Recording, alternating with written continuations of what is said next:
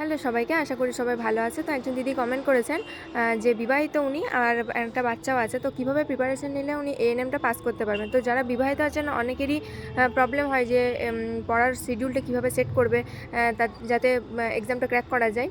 তো আমি বলবো যখন তোমাদের ফাঁকা টাইম থাকবে, স্পেশালি আমি বলবো অনেকে রাতে পড়তে পছন্দ করে, কিন্তু রাতের পড়াটা বাদ দিয়ে আমি বলবো ভোরের দিকে পড়তে। কারণ রাতে পড়াশোনা করলে ঘুমটাও ঠিকঠাক হয় না, প্লাস শরীরও খারাপ করে। তার জন্য আমি বলবো ভোরের দিকে একটু পড়াশোনা করতে। ভোরের সময় তো বাচ্চা জেগে থাকে না, প্লাস বাড়ির কাজও সেরকমভাবে থাকে না। তো তখন যদি পড়াশোনাটা করো, মোটামুটি 4টে থেকে উঠে যদি 7টা পর্যন্ত পড়াশোনা করো, 3 ঘন্টা হয়ে যাচ্ছে। আর তারপরে বাড়ির কাজবাজ সামলানোর পরে তোমরা যদি দুপুর দিকটা একটু সময় পাও, তাহলে দুপুর দিকে যদি আবার 3 ঘন্টা করো, তাহলে কিন্তু তোমাদের 3 টোটাল 6 ঘন্টা হয়ে গেল। আর রাতের দিকে যদি তোমরা 2 ঘন্টা করো, তাহলে কিন্তু তোমাদের 8 ঘন্টা কমপ্লিট। তাহলে 8 ঘন্টা পড়াশোনা করলে কিন্তু তোমাদের আরামসে হয়ে যাবে, কোনো অসুবিধা হবে না। সব সাবজেক্ট ভালোভাবেই কভার করা সম্ভব।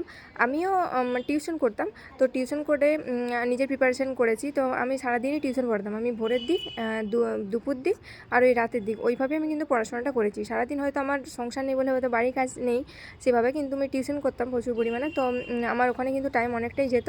তো আমি ওইভাবে কিন্তু প্রিপারেশান নিয়েছি। তো তোমরাও নিতে পারো, তোমাদেরও সুবিধা হবে। আর প্রথমে বলবো যে তোমাদের যে সাবজেক্টগুলো তোমরা ভালোভাবে পারো সেইগুলোর উপর বেশি ফোকাস করো, যাতে সেখান থেকে বেশি ম্যাক্সিমাম মার্কসটা তোমরা ক্যারি করতে পারো।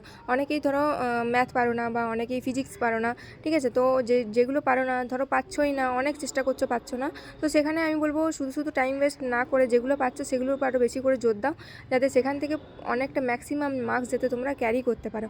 তাহলে কিন্তু অনেকটা সুবিধা হবে। যেমন আমি নিজে কিন্তু ফিজিক্সটা পারতাম না, ফিজিক্সের ম্যাথগুলো একদমই পারতাম না, জাস্ট থিওরি পার্টটা করে গেছিলাম।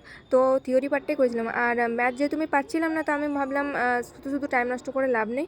তো বাকি যে সাবজেক্টগুলো ছিল আমি সেগুলোর উপর বেশি ফোকাস করেছিলাম, যাতে ওগুলো থেকে আমি ম্যাক্সিমাম মার্কস তুলে ফিজিক্সের মার্কসটা যাতে আমি কাভার আপ করতে পারি, যাতে ম্যাথ যে আমরা পারলাম না ফিজিক্সের, সেটা যেন কোনো ইম্প্যাক্ট না পড়ে। তো সেইভাবে তোমরা প্রিপারেশান নাও। আর প্রিভিয়াস ইয়ার্স কোয়েশ্চেন তোমরা অবশ্যই করবে। আমি বারবার বলি, প্রতিটা ভিডিওতেই প্রায় বলেছি, যেখানেই আমার প্রিপারেশান নিয়ে কথা বলেছি সেই ভিডিওগুলো তোমরা দেখতে পারো, যে কীভাবে প্রিপারেশান নেবে, কোনটা কীভাবে পড়বে সেগুলো দেখতে পারো তোমরা। আশা করি হেল্পফুল হবে।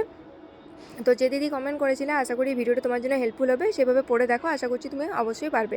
Thank you.